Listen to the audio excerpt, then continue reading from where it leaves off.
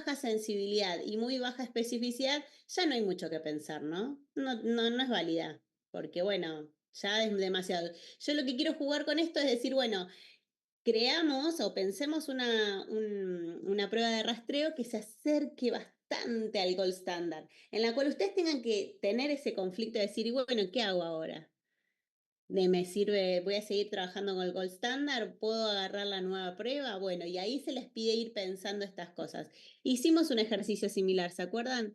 En el encuentro anterior con la otra, con el otro caso. Vieron que había uno parecido que tenía, creo que era con telemedicina y la dermatoscopía, que nos hacía pensar más o menos lo mismo. Bueno, entonces, esperen. Bien, entonces, acá lo que se pide es que se grafique la tabla de 2x2, perdón, se les muestra la sensibilidad y la especificidad y lo que se les pide a ustedes es que traten de reconocer acá cuál es más sensible, cuál es más específico, entendiendo detrás qué es lo que busca la sensibilidad, qué es lo que busca la especificidad, ¿sí? Así que van a ir leyendo y van a ir viendo cuál es la correcta o cuál es la incorrecta. De esto se trata este primer ejercicio. ¿Dudas con este primer ejercicio? Es el que hicimos más o menos.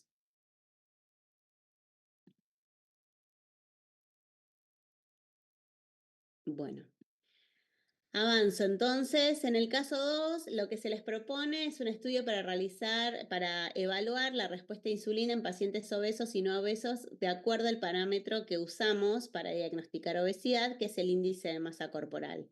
A partir de aquí hay la posibilidad de determinar la resistencia a la insulina como signo presuntivo para el desarrollo de diabetes mellitus tipo 2 en individuos.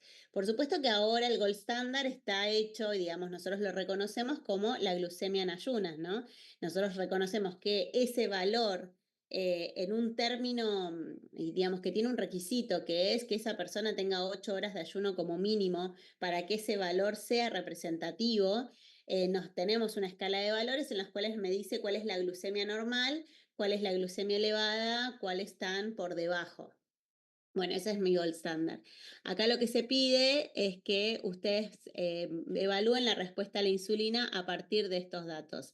En los pacientes de sexo masculino, acá dice la prueba, ¿no? Se incluyeron un total de 135 personas, 58 de sexo masculino y 77 de sexo femenino. En los pacientes de sexo masculino se encontraron 38 besos, 31 con respuesta insulínica normal y 7 con respuesta normal. Y 20 no obesos, 1 con respuesta insulínica normal y 19 con respuesta normal. Acá básicamente es que ustedes puedan, fíjense si pueden graficar la tabla de 2x2, digamos que ubican en cada uno de esos cuadrantes, con la idea de que nosotros podamos hacer y leer y poder interpretar qué es lo que sucede con esos 4 cuadrantes. Y después algo que nos interesa, ¿no? Lo hablamos bastante a esto. Teniendo en cuenta el problema de salud, o sea, la obesidad, la resistencia a la insulina, la posibilidad de que estos pacientes tengan diabetes mellitus tipo 2, dos problemas de salud crónicos muy importantes y muy prevalentes, interprete los resultados en el contexto del problema y analice la validez de la prueba. Acá lo que fundamentalmente queremos que salga son todas estas cuestiones vinculadas al impacto que tiene este problema de salud, a por qué es importante poner a prueba determinados diagnósticos que nos permitan contrastar, bueno, etcétera. Así que traten de tomar todo lo teórico que ya tienen en los textos para poder fundamentar esta parte. La viñeta 3 habla de lo que les pide a ustedes es que ustedes puedan analizar lo que sucede en este caso con una enfermedad parasitaria muy conocida, que es la malaria, que es altamente infecciosa y que se les pide evaluar a este estudio con 400 pacientes que son captados de un programa específico en un corte de tiempo y que se encontraron algunos resultados, ¿no? Sensibilidad, especificidad y los valores predictivos. Y entonces acá lo que se les pregunta es que si ustedes pueden tomar la fiebre como predictor de la malaria.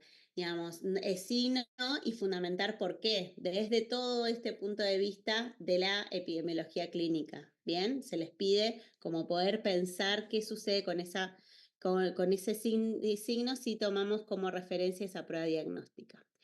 Bueno, el caso 4, teniendo en cuenta los siguientes datos que sobre la exactitud diagnóstica de la tomografía computada para la predicción de daño cerebral irreversible luego del accidente cardiovascular isquémico, bueno, acá se les pone un gold standard y acá se les pone la prueba diagnóstica de las cuales se están exponiendo estos pacientes, ¿no?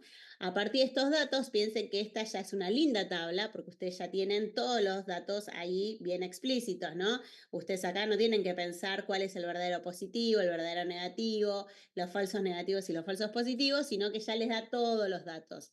Acá, de manera muy concreta, tienen que tratar de hacer el ejercicio de aplicar las fórmulas para la sensibilidad, para la especificidad y interpretar los resultados y tratar de poner a esos resultados y fundamentar esos resultados analizando a través de los criterios de Frame y Carson, que habíamos dicho que era una forma de pensar el rastreo, porque a nosotros acá nos interesa también eso, ¿no? Lo incorporamos en la práctica ambulatoria, no lo incorporamos. ¿De qué manera nosotros fundamentamos que eso se va a incorporar dentro de la práctica ambulatoria?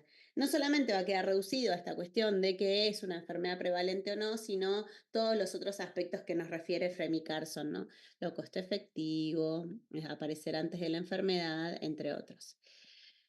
Bueno, y en este caso, yo ya les había anticipado que a veces nos gusta ir agregando algunas consignas que tengan que ver específicamente con la modalidad choice que se toma en el examen, y entonces acá agregamos todo lo que tiene que ver con prácticas preventivas, ¿no? En este caso, en mayores de 65 años, que ustedes marquen la respuesta correcta de estas 4. ¿Bien? No es extremadamente largo, pero tienen que prestarle atención, ¿sí? Necesitamos que ustedes ahí desarrollen los casos, los fundamenten bien, que aprovechen la oportunidad para que esto también sea una guía de estudio, porque de última, los casos que vamos a estar proponiendo en el examen tienen que ver con esta modalidad, ¿no? Con poder identificar qué elementos constituyen esa tabla de 2x2, cómo ustedes diferencian la sensibilidad y la especificidad, qué hace a la validez de la prueba, cuáles son los componentes, etcétera. Bueno, ¿preguntas con esto?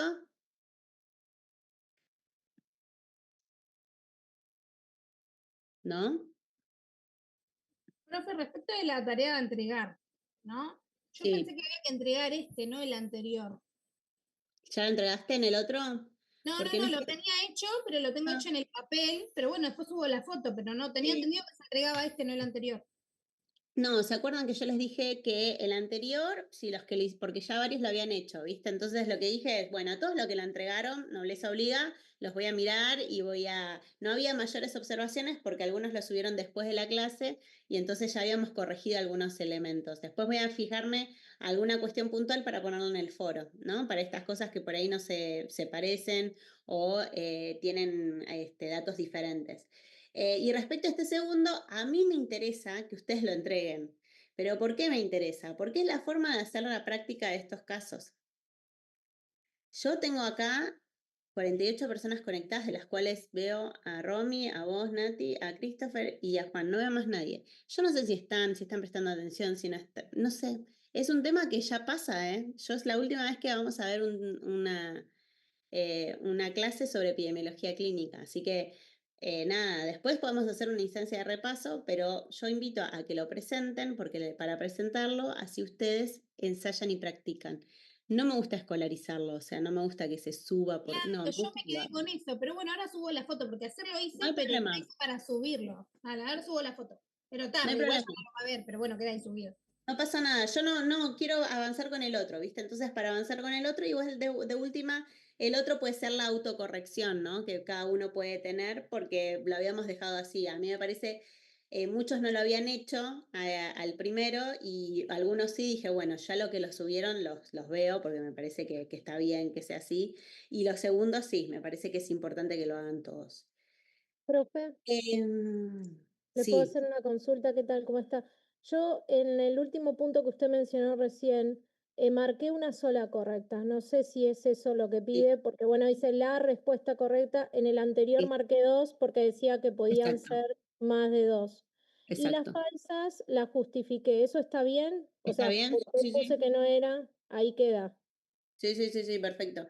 Sí, sí, Bueno, de hecho, gracias. eh, los casos choice que van a tener en el examen, algunos casos van a ser que de 6, 7 opciones señalen las 3 correctas.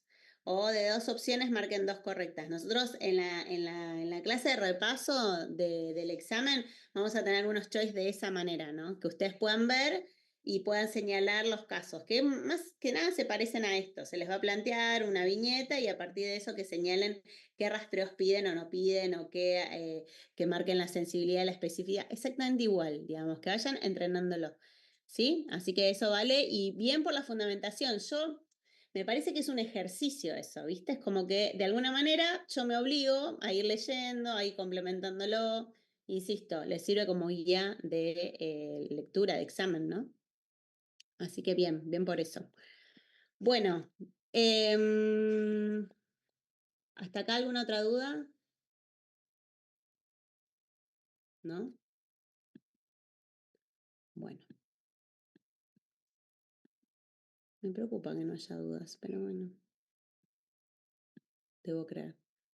Bueno, vamos a ver la clase de examen periódico de salud. Yo insisto con esta clase que nuestra idea acá es que nosotros podamos repasar más que nada y que alguna contradicción o algo que les parezca que durante el espacio de taller no sucedió de otra manera, lo conversemos. Yo les vuelvo a plantear algo que sucede mucho en el 6º año, ¿no? Ustedes se encuentran con docentes que están trabajando en materias que tienen una expertise y un recorrido. Y entonces dicen, bueno, pero aquel me dice una cosa y este me dice otra, o sea, parece que hay como algunas contradicciones.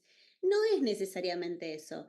En términos del examen se va a tomar lo que está escrito y lo que ustedes tienen en los textos, ¿no? Que es lo que siempre sucede. A veces este patrón de razonamiento clínico, que es el de reconocimiento de patrones, vieron que habíamos dicho que te lo da muchas veces la experiencia.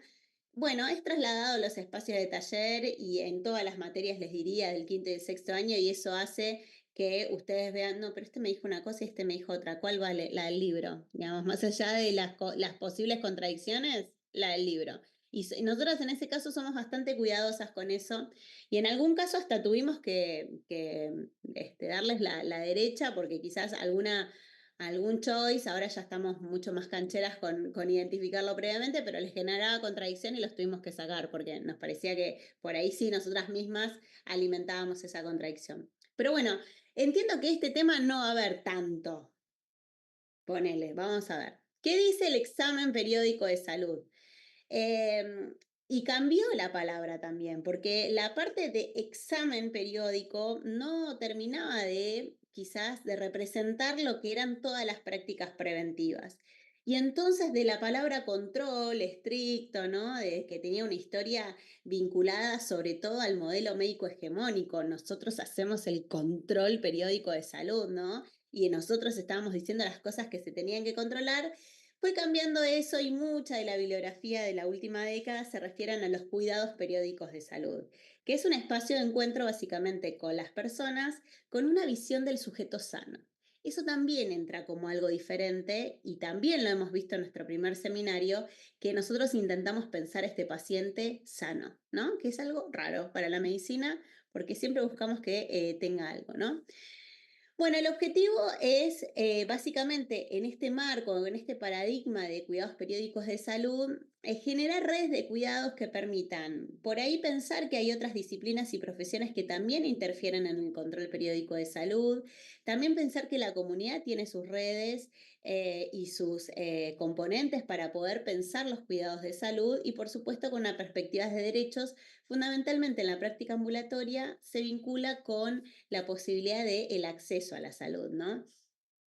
Ahí Robert habla largo y tendido, esto simplemente para recordarnos que estas redes de cuidados que si uno pudiese instalar en una lógica de trabajo en la práctica profesional en el consultorio, tiene que ver con diferentes niveles de reconocimiento que se van complejizando en la medida en la que nosotros afianzamos un trabajo.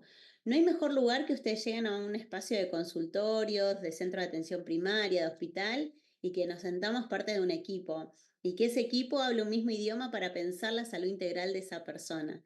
Y entonces tiene que ver con esto, ¿no? Robert lo pone en palabras de niveles, reconocer, conocer, colaborar, cooperar y asociarse, y diferentes acciones y valores que están en relación a eso, ¿no? Y eso es lo que garantiza, de alguna manera, una mejor calidad de vida de las personas, una vez que una tiene esta perspectiva. Y bueno, durante mucho tiempo hubo infinidad, y se lo sigue habiendo, si nosotros buscamos sobre todo en las obras sociales, prepagas, en modelos de atención de práctica ambulatoria, está la idea de quiero hacerme un chequeo. Yo no sé si a ustedes como pacientes les habrá pasado esto de ir al médico para hacerse un control periódico de salud. Cuando estamos en el medio, cuando somos pacientes y pertenecemos o son estudiantes de medicina o voy a hablar en primera persona como médica, y es más difícil, porque creemos que somos personas sanas, nos autopercibimos muy sanos y sanas, o no queremos encontrarnos nada, pero la realidad es que en la práctica esto es, ¿cuál es tu motivo de consulta? Vine a hacerme un control de salud, ¿no? En la práctica ambulatoria es un montón de esos pacientes, ¿no? Es la mayor cantidad de pacientes que vemos. Y nosotros vamos a tener sobre ese enfoque un enfoque preventivo. Es decir, nosotros vamos a estar pensando tanto la entrevista, el examen físico, lo que yo le voy a solicitar, en términos de todo aquello que yo pudiese anticipar, ¿no? Raymond Carson ahí nos dice que es importante rastrear algunos problemas de salud porque constituyen una oportunidad muy importante a la hora de prevenir, sobre todo hacer prevención secundaria de muchos de los problemas de salud más prevalentes. Y entonces estos chequeos preventivos que no solamente integran la salud integral desde nuestra perspectiva médica, también la salud visual, también el control odontológico que forma parte de estos chequeos que nosotros siempre promovemos, ¿no? Y hacer un control preventivo, básicamente lo que hacen estas campañas o estos modelos de atención es justamente identificar determinados hábitos y condiciones que permitan anticipar problemas, ¿no? ¿Y qué es el examen periódico de salud, chequeo o control de salud, digamos? Los vamos a usar como sinónimos. Yo les conté a ustedes que ha cambiado un poco la denominación, pero los vamos a usar como sinónimos. Bueno, son instancias, son espacios de encuentros que se realizan de manera periódica en personas, las vamos a llamar aparentemente sanas, y ha sido considerado uno de los pilares de la medicina preventiva, y que justamente corre eso de que el paciente tiene que venir al consultorio solamente cuando está enfermo o enferma, ¿no? Entonces, la designación o aquella denominación que se denomina el examen médico anual ha sido reemplazada por el examen médico periódico, ¿no? Lo anual, ¿a qué me ajusta? Una vez al año, me encuentro y ya está. Bueno, para algunos grupos etarios eso quizás sea una recomendación suficiente, pero en otros grupos etarios o con otras prevalencias, quizás hablar en términos de examen periódico, cuyo lapso puede variar según justamente el grupo etario. Y acá ocurre algo fundamental, ¿no? Que es entender el espacio de encuentro para provocar, no sé, el razonamiento clínico atravesado por los rastreos, ¿no? Las medidas de prevención secundaria, piensen esto, es muy importante que ustedes refresquen qué es la prevención primaria, secundaria, terciaria y cuaternaria. Particularmente, las medidas de prevención secundaria están principalmente representadas por las acciones de rastreo o detención de enfermedad. Y también hay sinónimos, los van a encontrar como cribado, tamizaje, screening, detección precoz, y consisten en pruebas de laboratorio, pruebas de imágenes, algunos que tienen que ver con el examen físico, algunos que tienen que ver con la entrevista, encuestas. Nosotros podemos tener muchos métodos de rastreo y justamente detrás de todo eso es, sobre todo, que sepamos cuál es el nivel de recomendación y detrás de eso cuál es la validez que tienen esas pruebas de rastreo, ¿no? Que nos permiten evidenciar la detección de una enfermedad o problema de salud. Estas intervenciones en general van a estar dirigidas a población general o a grupos específicos que poseen determinadas características que los convierte en esos grupos con mayor probabilidad de padecer una enfermedad en particular. Yo pongo acentos, verán, sobre todo en algunas palabras, porque hablamos de probabilidad cuando habíamos hablado de la sensibilidad, ¿se acuerdan? Y de la especificidad. Hablábamos que la validez y que la validez interna y externa tenía que ver con una probabilidad de que sucediera o problema de salud. Y entonces, ¿cuáles son las condiciones para realizar el rastreo de problemas de salud? Primero, la enfermedad debe ser un problema de salud prevalente. nos tienen que importar. Por eso a veces quedan afuera, y hay una discusión muy grande, de aquellos grupos de enfermedades que se llaman enfermedades poco frecuentes. Porque esas, quizás para nosotros hacer un tamizaje en población general, no entrarían dentro de esos criterios. Otra de las condiciones es que las etapas latentes puedan ser detectables y tratables en etapas presintomáticas, ¿no? Por supuesto, voy a hacer esto antes de que aparezca la enfermedad. Las pruebas deben ser costo efectivas, deben tener alta sensibilidad para detectar la enfermedad antes del desarrollo de estadios avanzados, alta especificidad, es decir, la posibilidad que también detecte personas sanas. Recuerden esto cuando hacen los ejercicios, no olviden las personas sanas.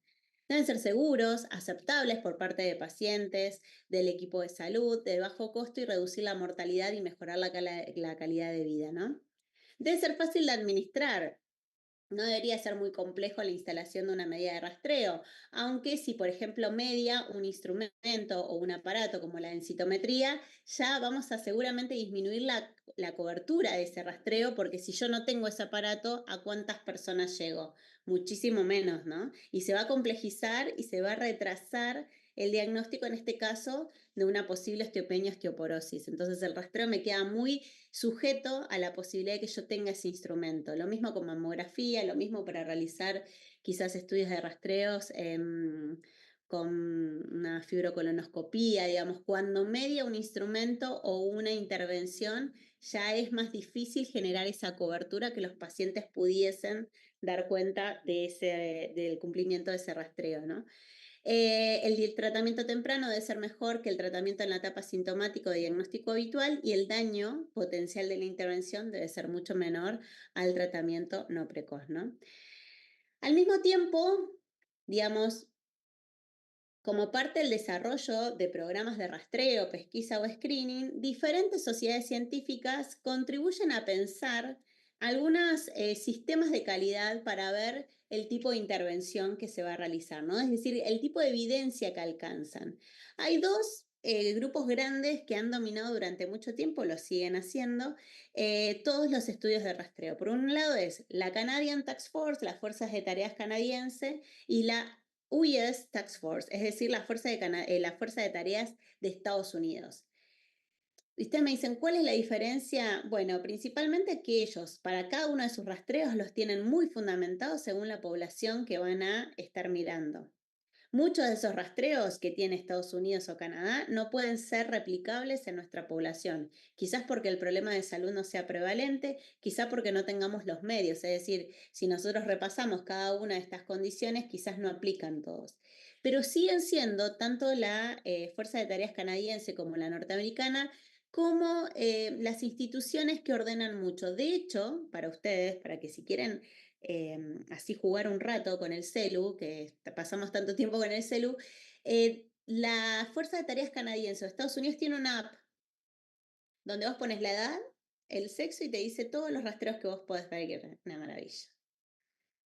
Una maravilla, porque la verdad es que lo que hacemos es, yo estoy segura, y además te permite esto, ¿no? Te dice el grado de evidencia. Por ejemplo, vos estás en el Canadian Task Force y hay una aplicación que te dice específicamente de dónde viene la evidencia. Si viene de estudios aleatorizados, de evidencia de estudios experimentales, derivados de estudios analíticos observacionales, de estudios descriptivos o evidencia basada en opiniones de expertos, que muchas veces es eso. Esta es una opinión de expertos, es decir, es un grupo reducido que se dedica solamente a pensar ese problema de salud. Voy a contar algo polémico para que ustedes den cuenta de dónde viene este nivel de evidencia. El fondo de ojo en los pacientes diabéticos ya no constituye un método de rastreo tan universal como lo venía siendo, ¿sí? ¿Por qué? Porque el propio grupo de expertos dijo, no, no hay que hacer un rastreo sistemático a todos y todas las diabéticas. Digamos, seleccionó a qué grupo de diabetes, después lo vamos a hacer más adelante, ¿no? Pero a qué pacientes yo le voy a hacer ese fondo de ojo. Y entonces cambia un poco la perspectiva. Y vos decís, bueno, ¿qué evidencia tiene? Bueno, la evidencia que tiene es una evidencia basada por expertos. Es decir, que uno pudiese salirse de esa norma y decir, bueno, pero yo en el criterio de este paciente, por la epidemiología que tengo, por las características de mi comunidad, podría pedir de manera anticipatoria el fondo de ojo. Este nivel de evidencia me ayuda a tomar decisiones. Entonces sé de dónde viene la información por la cual han construido esa recomendación. Y por otro lado, bueno, el comité de expertos calificó del siguiente modo la fuerza de las recomendaciones a favor o en contra de cualquier intervención preventiva, y ahí tenemos nuestros niveles de evidencia, ¿no? ¿Se acuerdan los niveles de evidencia? ¿Esto lo vieron o no? Supongo que sí.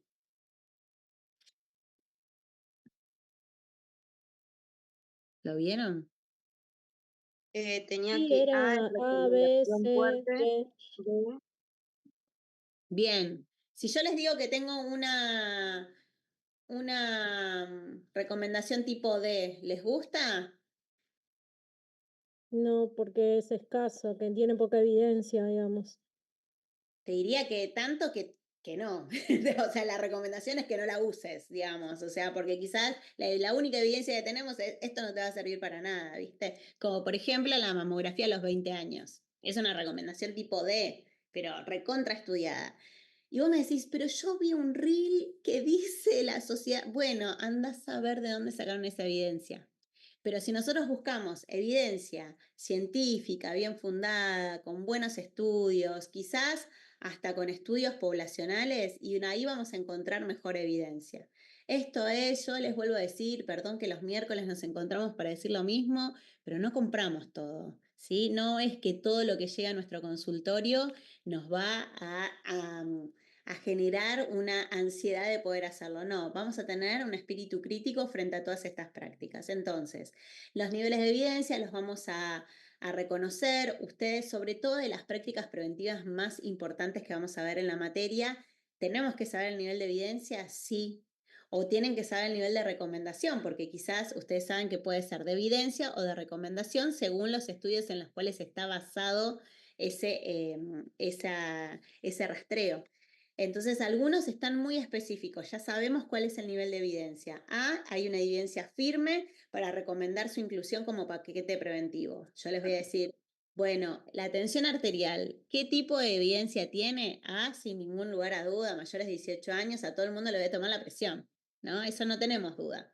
Ahora, le vamos a empezar a medir otras prácticas preventivas y por ahí no.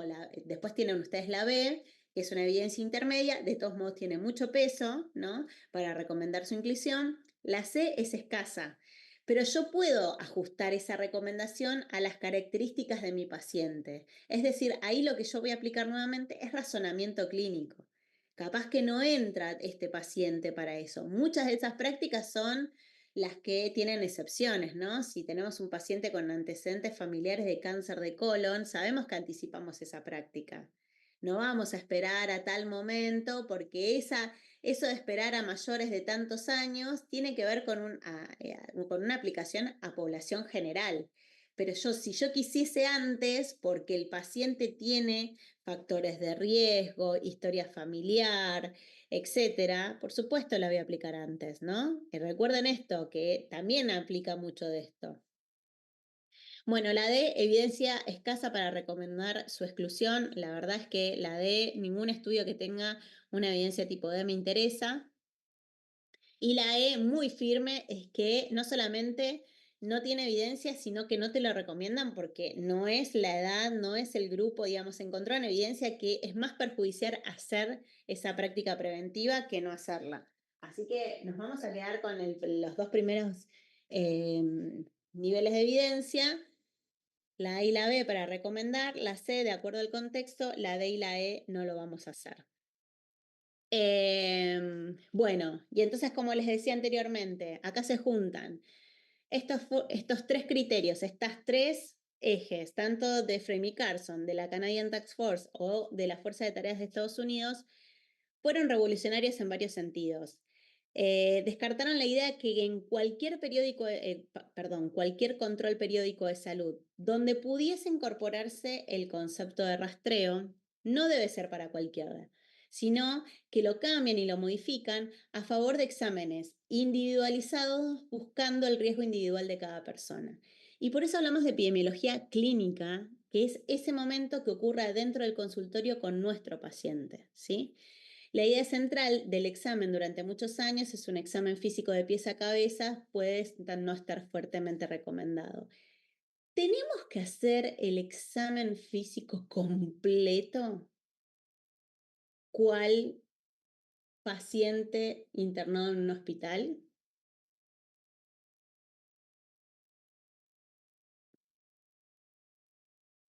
Les cuento algo. Los primeros SOAPs que nosotros empezamos a transitar con ustedes ponen en la O de la nota de evolución catarsis y diuresis positiva. ¿En un consultorio? ¿Catarsis y diuresis positiva? No sé cómo lo hicieron además. Digo, Capaz que se no es orinaron ahí o le contaron, no sé, lo acompañaron al baño. Bueno, todo eso puede pasar raro, rarísimo, pero bueno, yo nunca me pasó 15 años de profesión, nunca me pasó que tenga que acompañar a un paciente para poner catarsis y diuresia positiva en la práctica preventiva. Es un dato que no va en el examen físico de un paciente ambulatorio. Uno pudiese preguntarle al paciente cómo está orinando y poder incorporarlo en la S porque forma parte de la entrevista y quizás es un diabético y lo que estamos valorando es la posible insuficiencia renal crónica. Bueno, pero si es un bebé, le cambió el pañal y justo tenía el pañal lleno, ahí es objetivo porque lo estoy viendo. En un Es la bebé única opción. cambia, muy bien. Puede ser, ¿viste? Y te encontrás con un pañal, con una catarsis horrible y bueno, eso lo vas a tener que objetivar, claramente. Pero bueno, pensamos que el paciente está en horizontal, en este aprendizaje que ustedes tienen en la cabecera del paciente, lo pensamos agudo, y entonces estamos sistematizados, pero la práctica ambulatoria no es ese paciente, es un paciente sano. Nosotros vamos a estructurar fundamentalmente los datos antropométricos, peso, talla, índice de masa corporal siempre, recuérdenlo, la tensión arterial, el perímetro abdominal es un dato muy significativo, sobre todo si yo empiezo a encontrar signos positivos, por ejemplo, de obesidad, un índice de masa corporal elevado. Y después voy a tener que estructurar mi evaluación clínica, digamos. ¿Para qué me sirve un examen abdominal? ¿Qué busco? Lo más probable es que me dé falsos positivos. Y entonces la validez del examen físico en la persona sintomática disminuye sustantivamente, al punto de que la sensibilidad está más o menos estimada en un 60% y una especificidad que no llega al 60% en el examen físico. Pónganlo en contexto, en la persona sana. Porque ustedes me pueden decir, bueno, pero si le pasa, no, si le pasa tal cosa, dejó de ser sana, no importa. A esa persona sí, si el motivo de consulta es dolor abdominal, por supuesto, ¿cómo no voy a hacer un examen físico de abdomen? Pero todas las personas les tenemos que hacer un examen físico de la panza, no. Y ustedes me dicen, bueno, pero si ya está, que son preguntas que nos hacemos todos, ¿no? Y si ya está ahí acostado en la camilla, no le puedo revisar la panza. Sí, vos puedes hacer como buena práctica lo que quieras. Pero no es necesario que en la O de la nota de evolución aparezcan los aspectos del examen físico abdominal en este caso, porque no nos va a dar mucha información. Y bueno, pero si mi paciente tiene síntomas urinarios, bueno, tu paciente dejó de ser sano. No es el paciente sano, el que viene para el control periódico de salud. Y les puedo asegurar, no se nos escapa nada. Si no tocamos abdomen, no pasa nada. No pasa nada. Profesora, Sí. y consulta, ¿una auscultación cardiorrespiratoria se puede hacer? Sí. Eso Vos sí, los que están mayormente recomendados, digamos, no me gusta dar esta parte como una receta, digamos, qué cosas no deben ir o deben ir. Sí les digo, lo antropométrico siempre. Y después dentro de la descripción del examen físico, algo que sí es una muy buena práctica y nos puede dar información, porque además es bastante asintomática, es el examen cardiovascular y el examen cardíaco y el examen respiratorio. Y uno va a poner R1, R2 en 4 focos, silencios sin presionan libres, ¿no? Pulsos periféricos presentes, simétricos, ¿no? Un ritmo regular, una frecuencia cardíaca. Y después, buena entrada de aire bilateral, sin ruidos agregados o lo que yo vaya escuchando, por supuesto. Este es un examen, estoy hablando de la normalidad, ¿no? Y no mucho más. No es necesario poner todo. Ahora, si el grupo etario son niños y niñas, es otra cosa. Si es adolescentes, tengo que agregar a todos los adolescentes por su altísima prevalencia, un Adams, ¿no? Todos se tienen que llevar su evaluación de columna, ¿sí? Entonces, hay unas especificidades en los grupos. Acá vamos a hacer la introducción y vamos a hablar de manera general cuáles son los aspectos, pero sepan que yo siempre ubico el examen físico frente al paciente que tengo. Esta especialidad de la medicina familiar tiene una versatilidad de dominar eso, ¿no? De irnos de recién nacidos y después viene una persona con una úlcera diabética y después viene un paciente hipertenso que quizás haya tenido una urgencia hipertensiva y después viene, bueno, eso nosotros nos vamos por ahí. ¿Ustedes cómo tienen que estudiar esto? Bueno, es el paciente sano. Es un paciente sano, ¿sí? Y así lo tenemos que estudiar. Bien. La OMS, y ahora volvemos a eso, ahora vamos a dar un casito. La OMS define el tamizaje como una de las pruebas, como el uso de una prueba sencilla en una población aparentemente saludable, porque justamente es una persona presuntamente sana, para identificar a aquellos individuos que tienen alguna patología, pero que todavía no presentan síntomas. Puede citarse como ejemplos el tamizaje de cáncer de cuello de útero, ¿no? Con métodos de detección citológica y prueba de Papa Nicolau y el cáncer de mama mediante mamografía. Recuerden, por ejemplo, en el caso del cáncer de cuello de útero, que son 2 las pruebas diagnósticas y que son pares, según la guía de práctica clínica.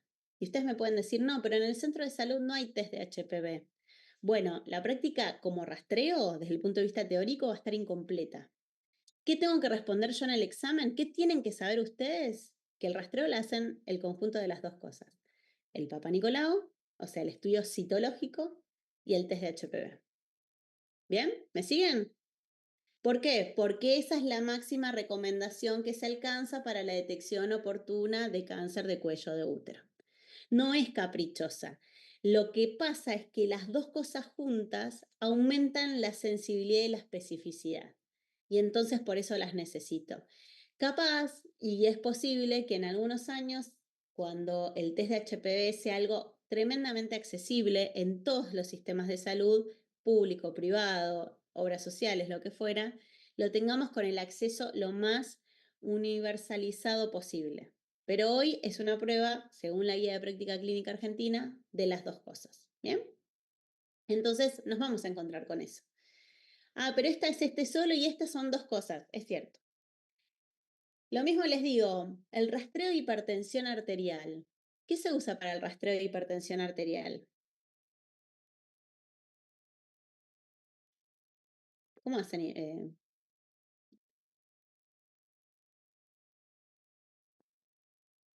¿Cómo rastrean la hipertensión? 2 No, tomas en consultorio. Tomas. en una semana de diferencia. No te sirve una En sola toma. consultorio. 2 tomas en O sea, consultorio. a mí lo que me pasa es, yo le tomo la presión al paciente, la tiene alta, lo hace hipertenso y no me gusta, es cierto, no me va a gustar, porque yo voy a registrar que el paciente tiene un registro de tensión arterial elevada. Y después el rastreo final lo va a constituir el que se tome la presión, el que lo pueda ver, que lo haga en condiciones en las cuales eso pueda determinar que esos valores son representativos de su presión arterial, ¿verdad? Entonces, hay como particularidades dentro de los rastreos que sí nos interesan especificar. Una glucemia... Sí. Tenía un nombre ese rastreo, no me acuerdo, Lo porque de en la Cata, clase ¿no era? ¿Cómo? Lo de la No sé, Cata, lo de la Cata, mandarle a tomar la presión mañana, tarde y noche por una semana. Bueno, La van a curva de tener presión. van a tener 2 modalidades, eso lo vamos a ver. Uno que es el CATA, que es el control ambulatorio de la presión arterial, en el cual con que el paciente se tome en determinados momentos, se estructura bien, nunca es algo librado al azar del paciente, se los vamos a decir de manera muy precisa. Y lo otro es el MAPA, que es el monitoreo ambulatorio de tensión arterial. ¿Cuál es la gran diferencia? Que el monitoreo lo tiene todo el tiempo al tensiómetro en el brazo. No es algo que lo vamos a hacer con el CATA, ¿no? Que por ahí se lo puede hacer en algún momento del día. Bueno, y ahí recae otra vez, ¿no? El tipo la probabilidad de poder hacerlo. Hoy en día hacer un mapa se hace con una planilla de alta complejidad y anda a conseguir turno. O sea, por ahí le Cata. Exactamente. Y te digo más, sistema público y privado, ¿eh? O sea, no es fácil conseguir que esos monitoreos sean buenos y muchas veces también, bueno, empieza lo fino, con qué te lo hiciste, cuál fue el tensiómetro, en qué momentos, ¿no? Entonces, bueno, todas esas medidas de rastreo tienen una especificidad respecto de cómo yo tomo esa prueba. No es lo mismo. Lo mismo que la glucemia en ayunas, la glucemia al azar, qué me hace diagnóstico de diabetes, etcétera. ¿Bien? Y entonces acá, esperen que esto lo quería... Y esto como frase final, ¿no? Nosotros decimos, bueno, la evidencia no toma decisiones. Yo puedo tener toda esa evidencia, nosotros podemos estar frente a ese paciente, nosotros podemos tener la guía de práctica clínica, todo, pero nosotros tomamos las decisiones sobre qué tipos de rastreos vamos a implementar en estos pacientes, ¿sí? Entonces, ¿qué pasa? Ustedes en este momento estudian ese cuadro que les estamos invitando a realizar. Lo estudian, lo memorizan todo. Bueno, contextualicen las prácticas. A veces caen en una trampa que nosotros ponemos, pero es para que ustedes presten atención, porque a veces el paciente es eso, nos trae ya prácticas preventivas que ya hizo. ¿Hay que volver a repetirlas? Algunas no. Recuerden que además las prácticas tienen una periodicidad. Están recomendadas, por ejemplo, que la mamografía la hagamos de determinada cantidad de tiempo, que el sangre oculta en materia fecal que lo hagamos cada determinada cantidad de tiempo, ¿verdad? O que por ahí la presión, yo en cada encuentro con mi paciente podría tomar la presión en cada encuentro con mi paciente, podría hacerlo también. Entonces, contextualicemos nuestras prácticas. Siempre fíjense la edad, siempre fíjense los antecedentes, siempre fíjense el contexto del paciente. Y pensemos si es un paciente sano o es un paciente que ya tiene un problema de salud. Complicamos todo, ¿no? El paciente sano venía fácil y ahora le tenemos que estar pidiendo, le tenemos que estar pensando. Bueno, es así, ¿sí? Y muchas veces tenemos que dialogar, eso es la práctica. A veces nos sucede que ¿vieron el modelo de toma de decisiones compartida en el cual el paciente ya viene con unos estudios y digo, bueno, ya no es necesario pedírselo porque los estudios vinieron bien, porque ya está, ya cumplimos con el rastreo, el paciente quiere volver a repetírselos. Uno tiene que tratar de dialogar con ese paciente para que nosotros podamos entender que esa práctica preventiva alcanza con haber tenido ese resultado. Si nosotros no le creemos a las prácticas preventivas, a los laboratorios, a las imágenes y todo, bueno, ya tenemos otro problema agregado, lo trataremos de otra manera. Pero pensemos esto, ¿no? Nuestro paciente tiene que tener todo el control anual lo más estable posible y tan certero posible, ¿no? Bueno, ¿y acá qué sucede? Bueno, fíjense, ¿no? ¿Qué pasa cuando me paso de prevención? ¿Qué pasa cuando damos vueltas y vueltas, ¿no? Cuando digo, bueno, todo es preventivo. Vieron que había una de las premisas es que justamente una de las condiciones es que nuestra medida de rastreo, nuestra medida preventiva no tenía que hacer más daño al paciente, ¿no? ¿Y cómo se llama eso? Prevención cuaternaria.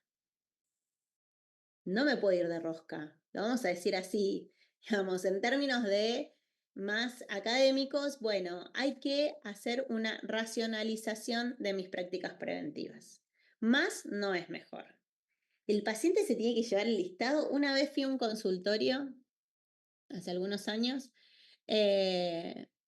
con un familiar, y me impresionó. Por supuesto no dije que era médica porque a veces sirve, a veces no sirven esas cosas, pero yo vi el escritorio y tenía un listado, no les miento, un listado así lleno de cuadraditos que había que como hacer tilde, ¿no? Como esas cosas. ¡Ah! Salí horrorizada ahí. No pensó nada. Eso lo tienen en las salitas también, profe, en algunas. Sí, sé que lo que hace eso es liberar el tiempo, ¿no? Pero esto era me pareció muy choqueante porque había cosas que no se piden nunca, además, que hacen más daño que otra cosa. Bien, mejor que sobre lo que falte. Bueno, no vamos a ir con eso. Esa es una respuesta incorrecta en el examen. Te pido, por favor, Joaquín, no me hagas eso porque voy a llorar. Bueno, la prevención tiene una aureola positiva que con frecuencia lleva a ignorar los efectos adversos. Las actividades preventivas son actividades sanitarias y como tales tienen ventajas y desventajas. Hay muchas revisiones sistemáticas que ustedes saben que son estudios de muy buena calidad científica, en las cuales nosotros ahí tenemos información para recomendar o no recomendar determinada práctica y de poder identificar aquellas cuestiones que nosotros mismos con nuestra mega bandera de prevención estamos haciendo daño. En este caso, por ejemplo, los daños provocados por la prevención y las actividades preventivas. Acá esto es un estudio, es una revisión que sale en una revista internacional. Dice, la prevención es parte de la respuesta sanitaria a los problemas de salud, no tenemos duda. Tiene una historia y tiene un presente honorable, o sea, levantamos bandera con esto, ¿no? Nos gustan, nadie va a estar en contra de esto. Y que justifican justamente esta aura positiva de beneficios sin riesgo. Sin embargo, la prevención y actividades preventivas se han vuelto peligrosas para la salud individual y colectiva por 4 factores.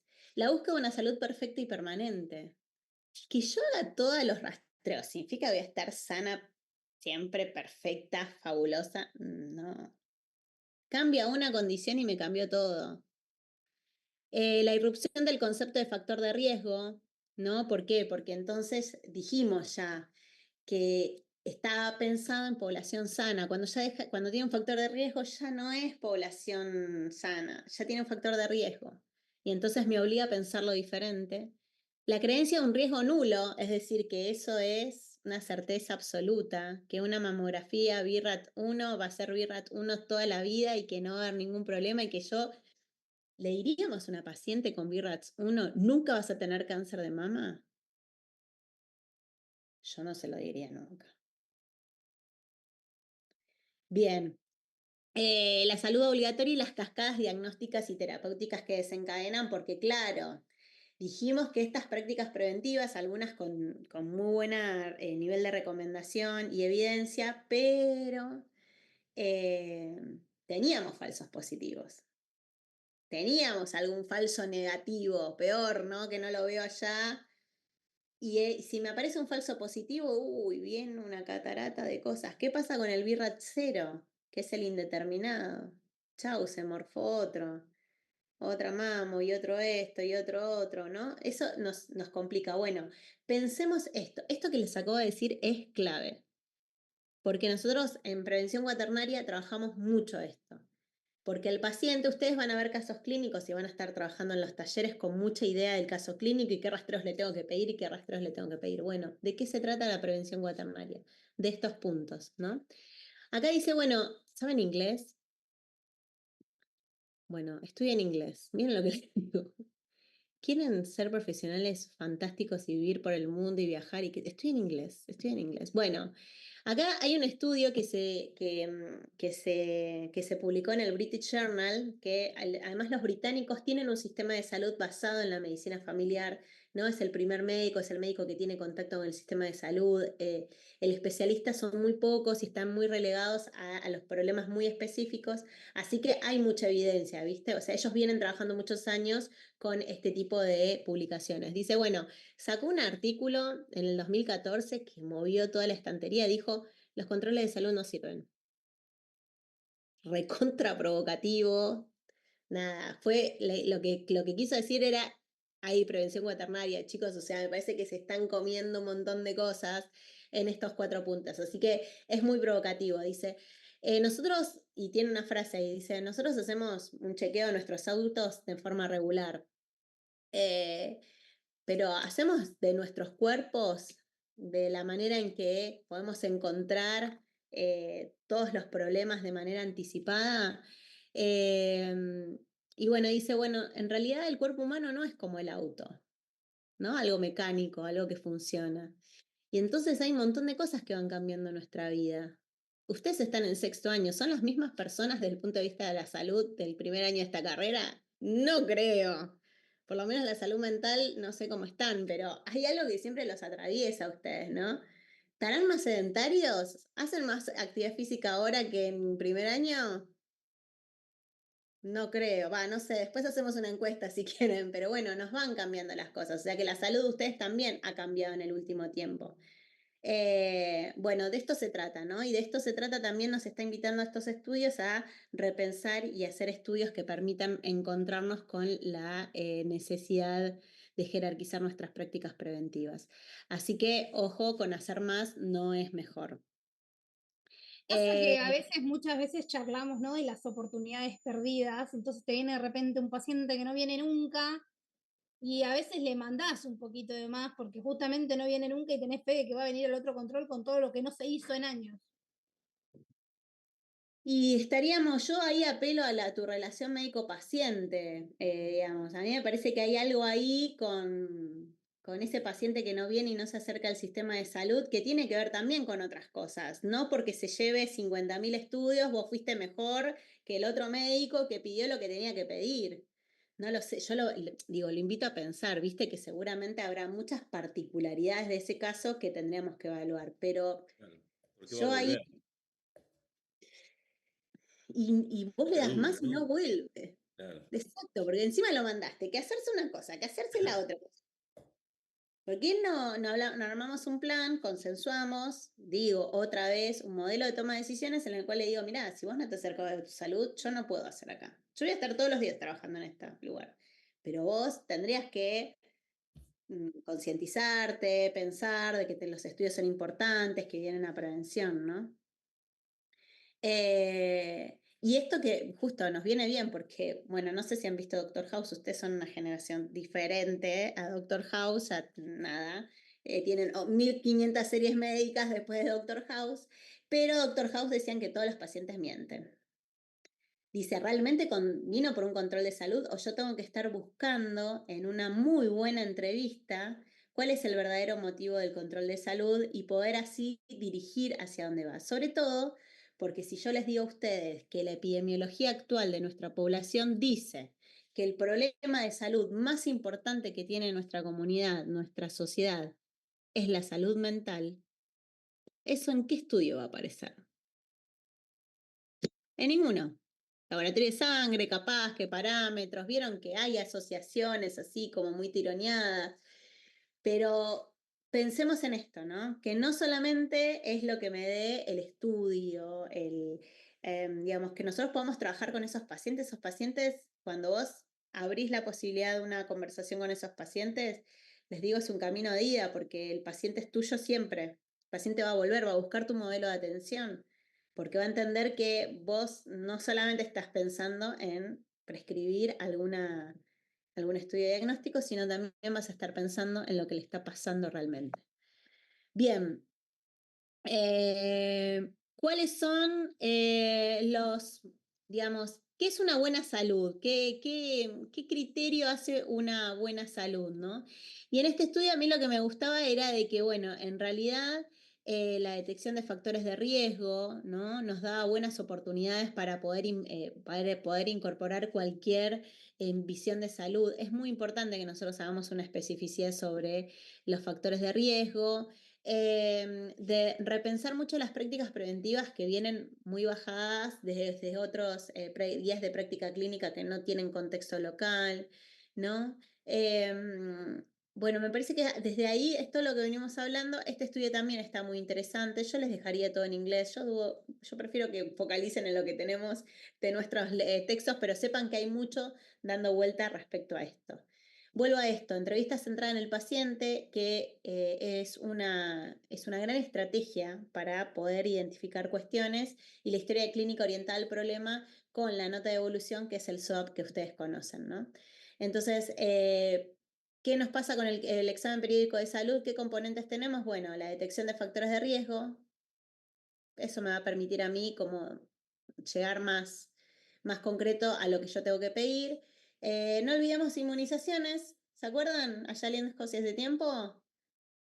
Vacunas, no lo queremos recordar, pero es parte de la profesión, ¿sí? Vacunas va siempre. Vacunas, repasen grupos etarios, en qué momento yo indicaba la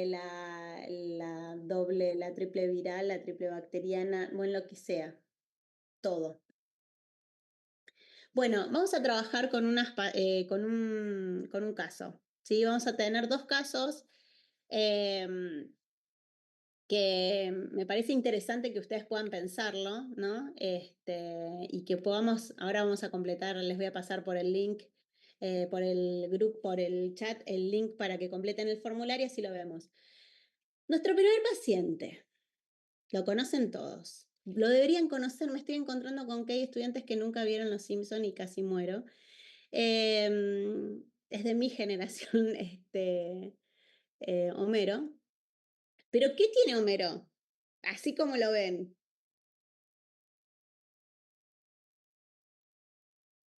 Tiene Ah, obesidad, Carnicia. Obesidad central, Tiene obesidad, alcoholismo también, pero sedentarismo. bueno, ya eso. Problemas de alcoholismo, visión. alcoholismo. A los Bueno, ya hábitos. les voy a pasar a que por el chat, ¿sí? Les voy a pedir que todos completen el formulario, ¿sí? Que es esto. ¿Qué tiene Homero? Que escriben en la O de la nota de evolución de Homero. Acá les dicen correo, la O y la P de la nota de evolución. Ahí les pido que completen eso.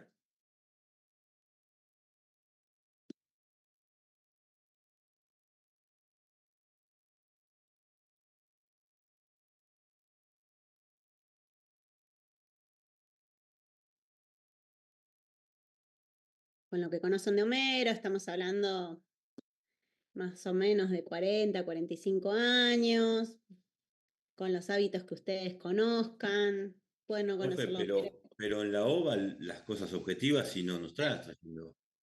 ¿Qué examen físico le harías? Ahí te pregunto ¿qué examen físico le harías a Homero? Teniendo en cuenta cómo está Homero sentado. Sí, sí. Ahí está, este es tu paciente, te está esperando en sala de espera. ¿Qué completás en la O de la nota de evolución? Pónganla ahí que la vemos.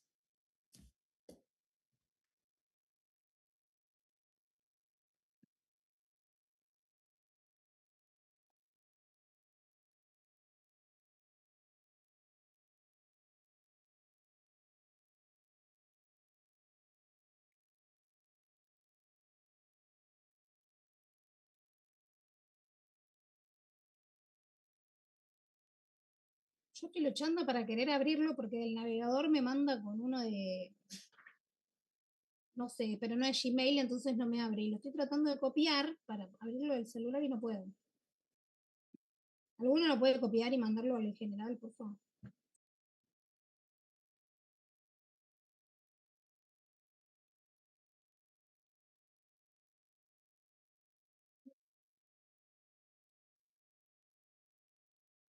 Gracias, Romy.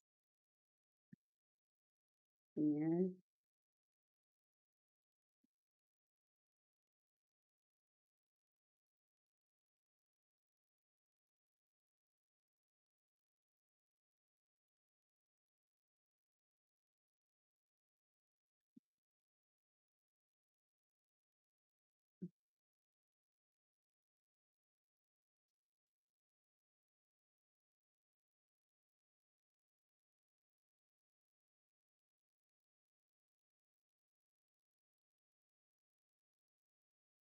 Mm.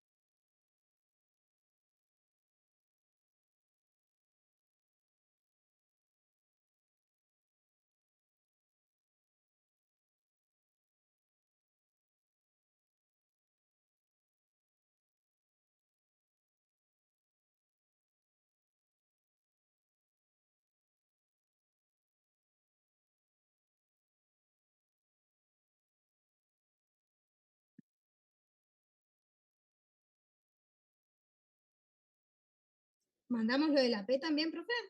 Sí, sí, completen ahí que yo así lo puedo ver, porque no lo puedo ver hasta que no lo completen.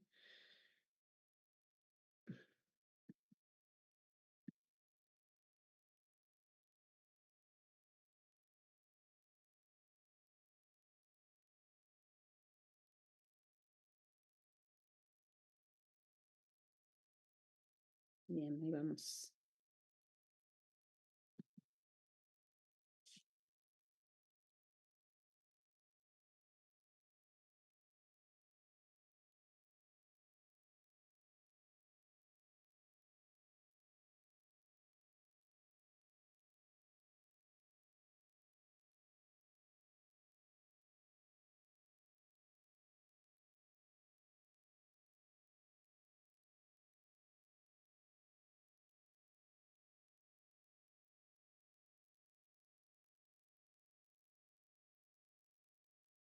Voy a ir a ver si puedo mostrarles. A ver.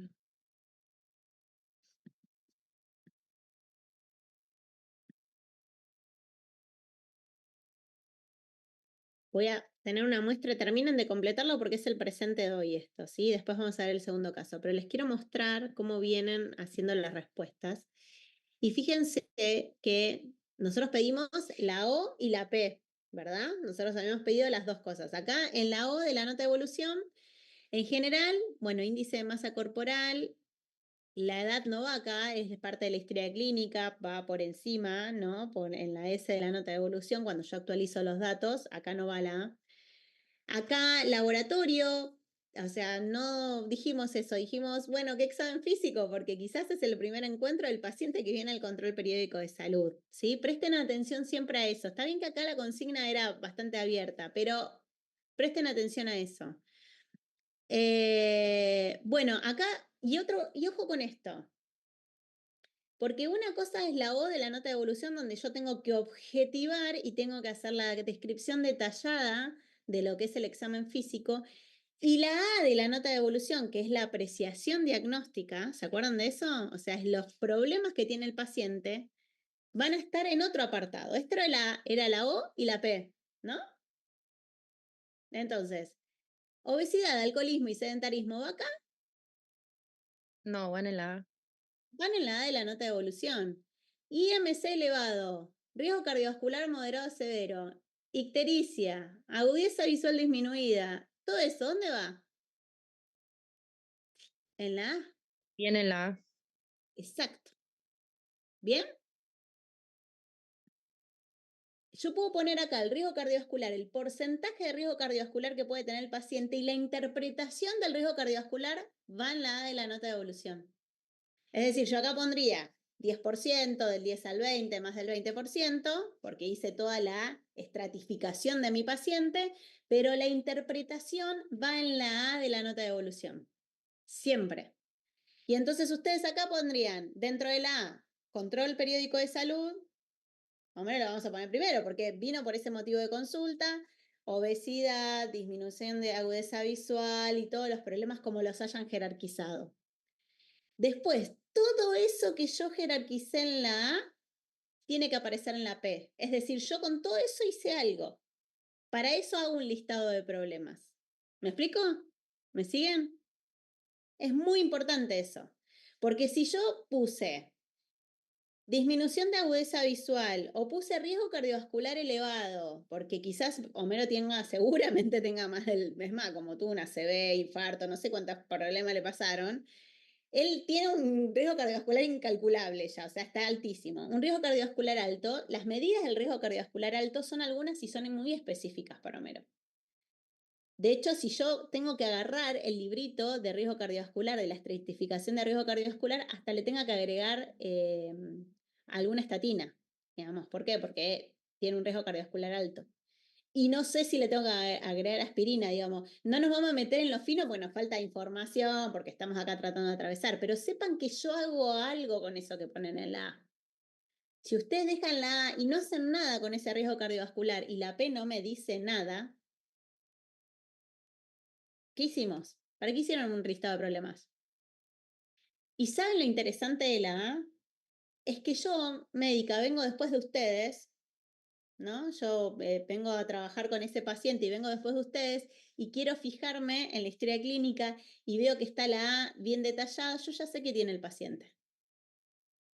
Porque ustedes ya en la A sintetizaron todo. Vino para un control de periódico de salud, el paciente está obeso, tiene un riesgo cardiovascular elevado, disminución de agudeza visual. O sea, yo ya identifiqué todo. Digo, perfecto, ¿cómo estuvo? ¿Qué le pidieron para su control de salud? Pero es muy importante que ustedes entiendan que por qué se hace cada cosa. ¿Qué pusieron en la P? Laboratorio completo, hemograma, perfil lipídico, Gramo, hepatograma. glucemia, perfil lipídico, o sea, para ver Exacto. triglicéridos, LDL, HDL, perfil hepático, o sea, TGO, TGP, porque estamos hablando que no, que tiene seguro hígado graso. Bueno, glucemia también, para ver si no tiene algún diabetes tipo 2. También ahí podríamos haber hecho también eh, después, bueno, rastreo también sangre oculta en materia fecal por la edad que tiene, ya mayor de 50. Después, bueno, agudeza visual, o sea, le corresponde, ya no me acuerdo bien la edad que tiene Homero, pero bueno, por los Sí, pero anteojos, por ponele, los anteojos, claro. exacto, muy bien. Fíjense que a veces ponemos imágenes con pacientes con bastón. Mm, Es muy importante cómo el paciente está sentado en sala de espera. ¿No lo vemos entrar? La semiología no empieza por la inspección. claro. Yo siempre me fijo eso. Yo siempre estoy con el paciente viéndolos de cómo llega. Si yo como médica no hice ese recorrido y no vi cómo se sentó el paciente, si necesitó apoyo, si necesitó ayuda, si corrió, si tuvo autonomía o no para hacer eso, me estoy perdiendo la mitad de la historia. Probablemente sea una gran prescriptivista porque use esos papelitos con los cositos para llenar los cuadraditos que, bueno, cuando me atiendan a mí ustedes, les pido por favor no hagan eso. Les pido que me atiendan bien y que, no quiero decirlo, pero hace poco se operó mi marido y había la médica de sala, era una residente egresada nuestra. Ay, yo me quiero morir de la estudiar cuando me vio muy sentadita ahí. Bueno, Qué cosas miedo, que qué miedo. qué miedo que esté yo del otro lado. Yo confío plenamente, escúchame. Bueno, apostamos mucho para formar, así que bien. Bueno, También pensemos esto. un electrocardiograma y una radiografía de tórax, más que nada para ver la ciudad cardíaca, la radiografía de tórax, por más que esté a veces discutido, pero bueno, a veces, y el electrocardiograma, obviamente vamos a ver una persona ya con esta obesidad central, necesitamos saber cómo está la parte cardiológica, ¿no? También. Ojo, Juan, cuando me decís está discutido esto, entonces no sé por las dudas. Ojo cuando caen con eso. Prefiero que no lo Claro. pongan. No, no, Prefiero que no porque lo en pongan. clínica de adulto nos decían que sí, por ahí acá en No, las clases también. recuerden la frase de esta Sí, sí, sí, materia. no, ya sé, ya sé, ya sé. Sí, No, sí, no lo digo por vos que te estás animando a dialogarlo, por supuesto lo recibo súper bien y que me aprovecho la oportunidad para eso, ¿no? Como para decir, bueno, no. ¿Por qué? Porque acá nos interesa pensarlo. Acá no es además el mismo paciente que ve un clínico en situación aguda, en medicina no, interna. no, no, yo lo planteaba porque no en busca de rastreos de cáncer de pulmón, eso, No, sino sí en busca de tener esta información. También no llenar de, acá estamos hablando de la discusión, no llenar de estudios innecesarios, ¿no? Estamos hablando en la clase. Y por ahí pero acá es ¿sabes qué? innecesario. Escuché hablar de la radiografía y digo, y no la puse, pero puse un ecocardiograma teniendo en cuenta antecedentes. No, radiografía no iba, en principio, porque nosotros no tenemos ningún dato más. Ahora, si el paciente tiene disnea, y ya Claro. claro, ya me metí con otra, no está sano.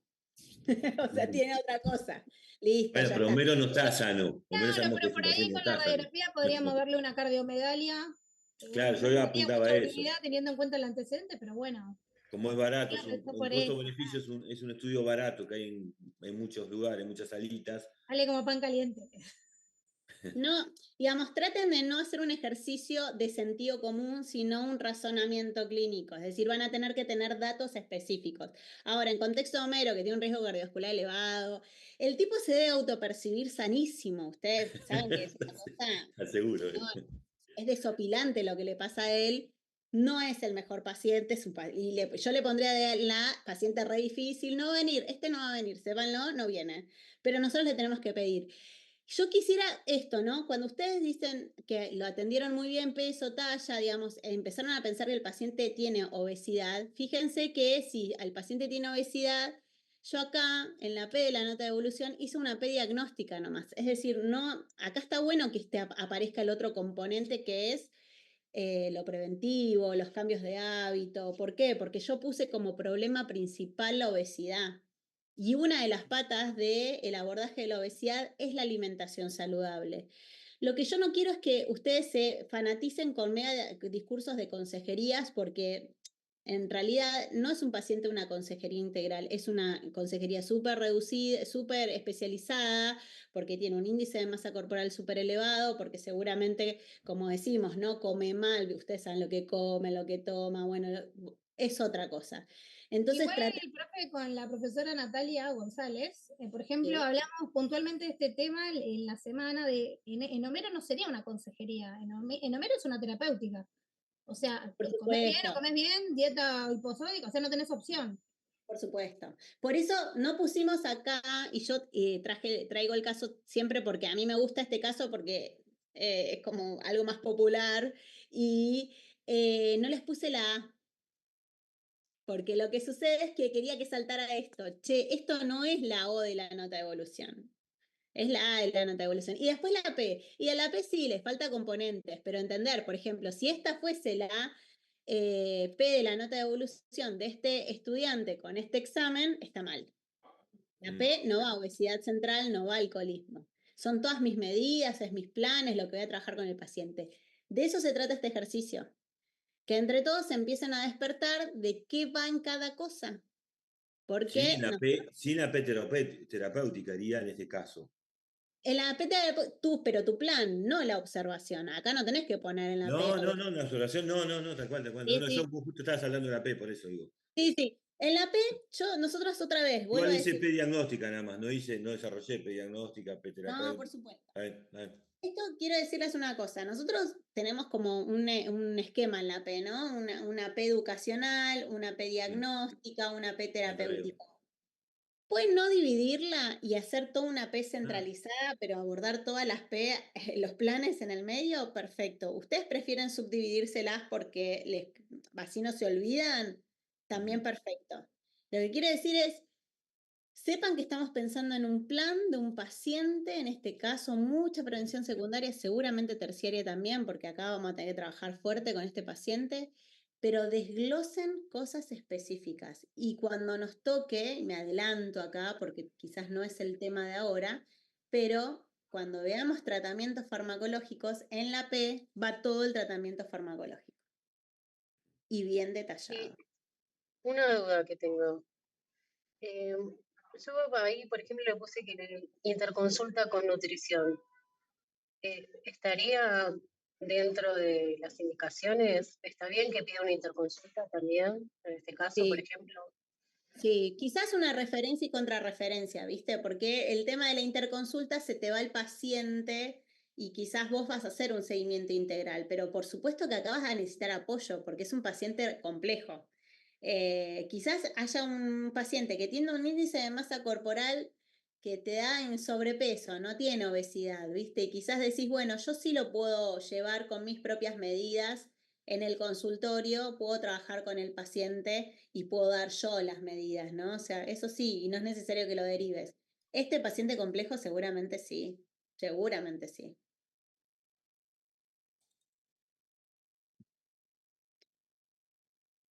Bien,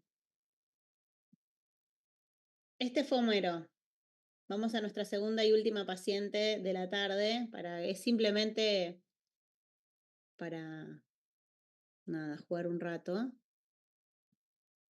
Esperen, esperen porque tengo todo abierto yo acá.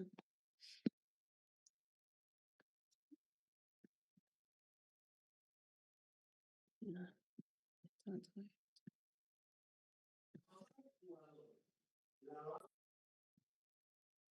Bueno,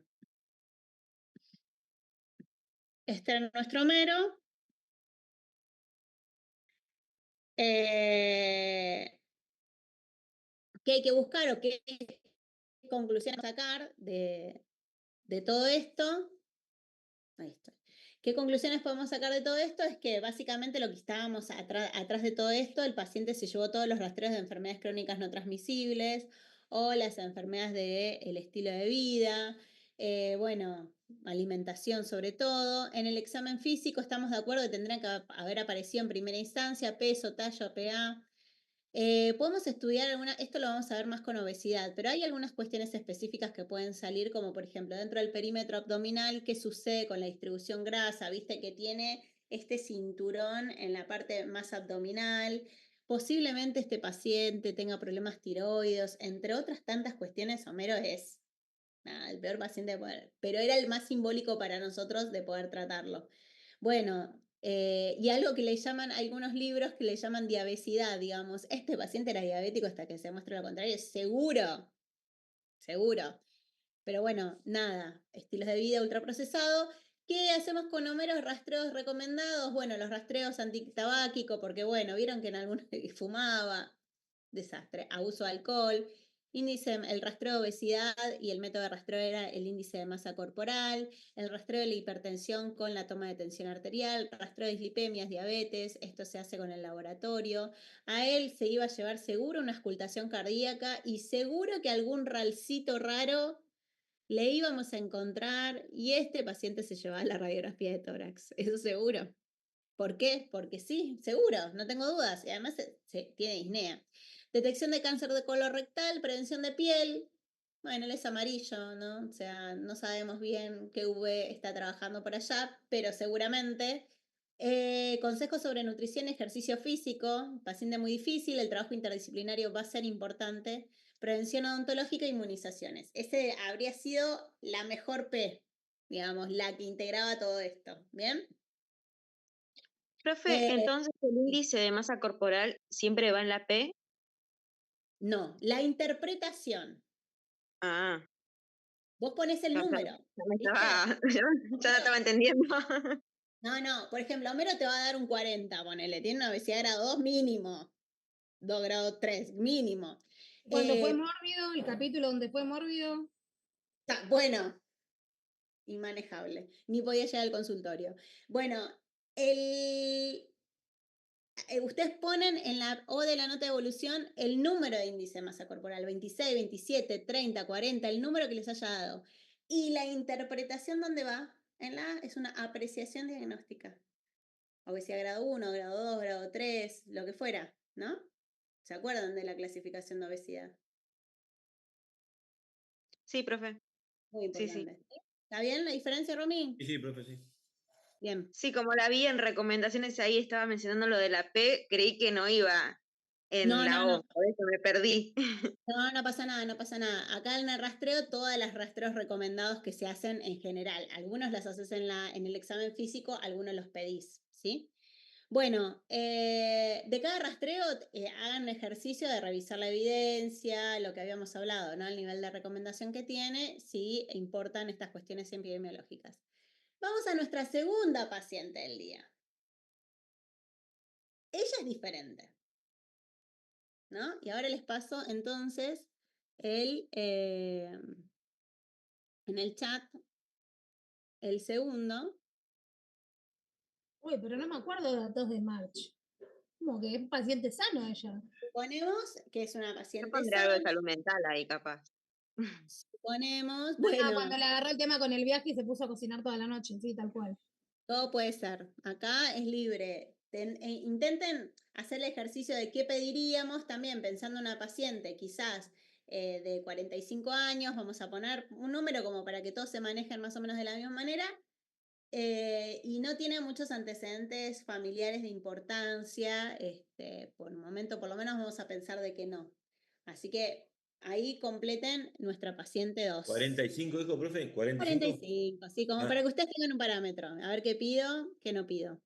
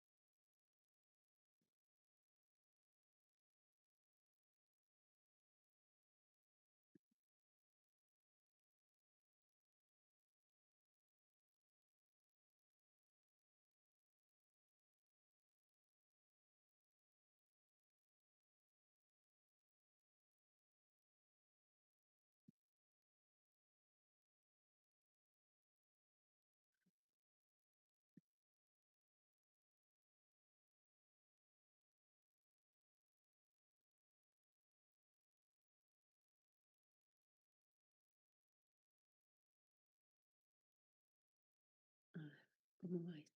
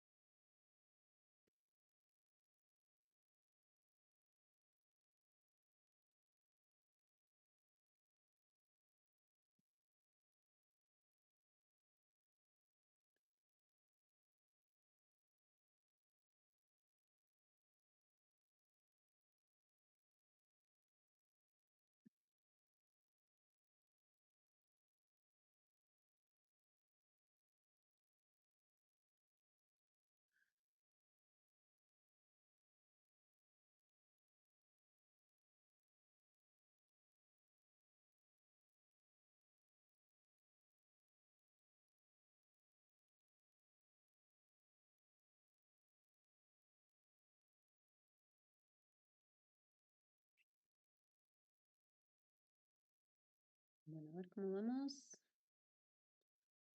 Ahí vamos. Un par más y hacemos el mismo ejercicio.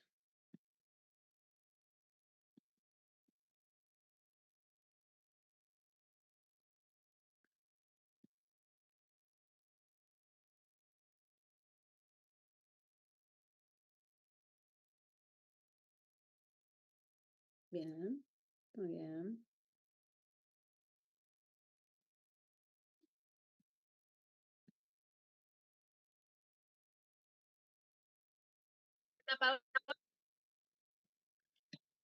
Ahí está. Bueno, con estos arrancamos. El resto complete. Sepan que es mi presente.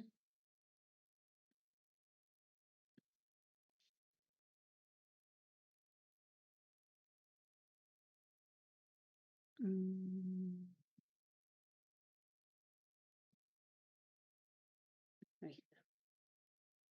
Bueno, vamos a compartir las respuestas. Es el preliminar, no todo, pero nos sirve como para ir viendo. Una compañera puso un signo de interrogación, dijo, no sé de qué se trata esto, me preocupa más ese signo de interrogación que habérsela jugado, porque bueno, a veces hay que jugársela. Más o menos fuimos entendiendo, siempre lo antropométrico, peso, talla, índice de masa corporal. Acá pusieron PAP, bueno, podría darse en la primera encuentro, es raro. Es raro que se haga en el primer encuentro del control periódico de salud. En general, lo organizamos con los pacientes, con la paciente, ¿no? Poder pedirle esa práctica preventiva. Peso, talla, TA, índice de masa corporal, auscultación cardiopulmonar, examen visual y odontológico. Eso me parece muy completo, está muy bien. Se los voy a leer porque este me gusta mucho, que dice el riesgo cardiovascular, como siempre, el porcentaje, recuerden acá, la interpretación va en la A. El test de depresión.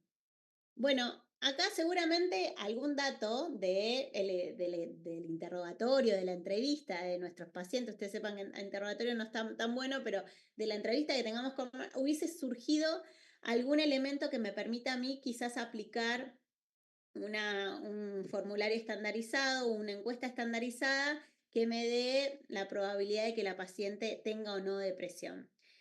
También puede pasarles de que ustedes no lo decían en la primera instancia, pero que lo pongan en la P, quizás como una parte de un plan que yo voy a tener de seguimiento con la paciente y yo en un próximo encuentro, cuando me traiga los estudios, puedo tratarlo.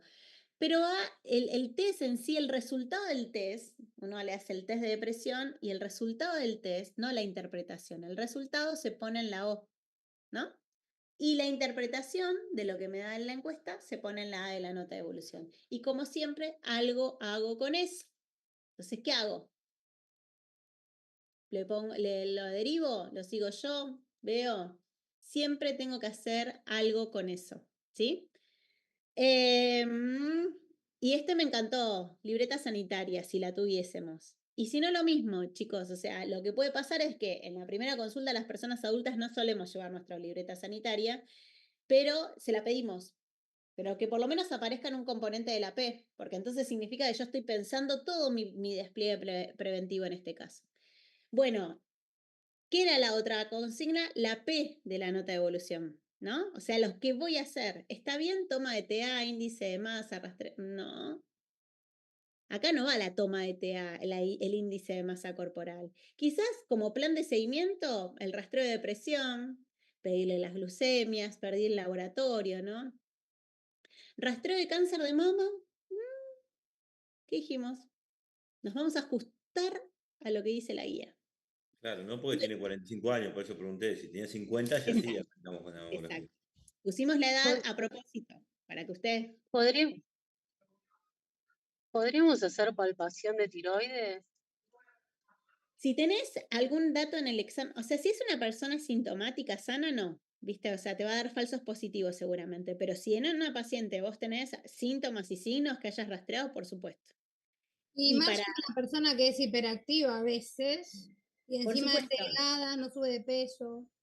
Por Yo supuesto había que puesto en laboratorio TSH y T4 líder, después lo saqué porque dije no, porque no en estoy viendo. principio, como es una fantasía y no tenemos tanta especificidad, es la persona sana, pero está bien que si yo tengo síntomas o si yo en el interrogatorio estoy escuchando cosas, bueno, che, voy a ir a buscar, claro, voy a hacer una palpación. Lo que pasa que en la O tiene que estar toda detallada la palpación tiroidea, con todas las maniobras. Si no, no tiene nada de sentido. ¿Me explico? Van a aplicar razonamiento clínico, las vamos a decir, a obligar a que, che, piensen el paciente, pensemos el paciente, pensemos el paciente. Bueno, a mí me fascina eso, porque además acá lo bueno de ustedes es que lo saben. Lo que pasa es que no lo tienen tan fragmentado en su formación que cuando tenemos que bajarlo, decir, no, pero se hace sí o sí, bueno, por las dudas, ay, ese por las dudas, por favor. En el segundo cuatrimestre me suelo brotar más, en el primero yo dejo porque estamos aprendiendo, pero no, nada de por las dudas. Entonces, consulta. Y en cuanto a la toma de tensión arterial, ¿también lo vamos a tener que detallar en la O? En la O pones TA 120/80. Ah, está bien, no, No como la dice usted técnica. que, claro, pero cuando habla de la tiroides, habla de esto, de detallar la técnica. Y porque vos ahí, ¿dónde escribís la palpación de la tiroides? Es como el examen cardiovascular, ¿viste? Yo me pongo al frente de la paciente, ¿qué es lo que veo? Me pongo atrás de la paciente, ¿qué es lo que veo? ¿Qué es lo que le pido a la paciente? ¿Cómo palpás? ¿Cómo está? Decís, la glándula tiroides está levemente aumentada de tamaño. ¿Cómo lo sé eso? Y porque lo tuve que palpar, tuve que aplicar algo. Entonces vos lo que vas a describir en la O es lo que encontraste. Ah, ya entendí, está bien. No la técnica en sí, sino qué es lo No, que claro. encontré. Ah, perdón, me fui para otro No, lado. está bien. No entendí. Está bien. Ojo, si vos haces una maniobra que uno puede hacer, por ejemplo, qué sé yo, si nosotros tenemos, bueno, pero no sería un paciente sano, pero vos tenés que describir una maniobra porque te dio positiva y bueno, sí, viste. O si quisieras un paciente que tuviese una sospecha de infección urinaria. abdomen blando depresible o abdomen globoso, los puntos ureterales positivos, puño percusión positiva y negativa. O sea, ahí se describen cuestiones del detalle de la técnica. Acá yo creo que ¿cómo sé que tiene bocio? Si tiene bocio no lo voy a poner en la O. En la O voy a decir glándula aumentada de tamaño. ¿Y qué voy a poner en la A? Bocio. ¿Y qué voy a hacer en la P? Bueno, vemos. Seguramente le pide ecografía, le pida cosas, pero ya no es una paciente sana. Otra vez lo mismo, pero no entra de otra manera. Bueno, serologías acá, bueno, perdón, estaba cáncer de mama, cáncer rastreo de cuello de útero. Recuerden que acá no es, la P de la nota de evolución lo que evaluamos es que ustedes sepan describir qué le piden al paciente, o a la paciente en este caso. Solicito un Papá Nicolau más un test de HPV para el rastreo de cáncer de cuello de útero. Yo no sé cómo ustedes rastrean esto. Acá no se trata de ese listado de la salita, ¿no? O esos cubitos, esos circulitos que tenemos que detallar. Lo tienen que demostrar, ¿sí? Así que acá interesa mucho de cómo indicaron el método de rastreo. No solamente qué van a rastrear, sino el método de rastreo. Bueno, laboratorio, hemograma, HDL, triglicéridos, colesterol, glucemia, urea, creatinina, hepatograma, serologías, bien. Mamografía, interconsulta con psicología, si tuviésemos tenido, fíjate que vos interconsulta con psicología, pero acá no hizo nada. Digamos, algo tengo que haber hecho. Sepan que hay una lógica, ¿no? ¿Cómo no? Yo tengo que estar pensando el paciente.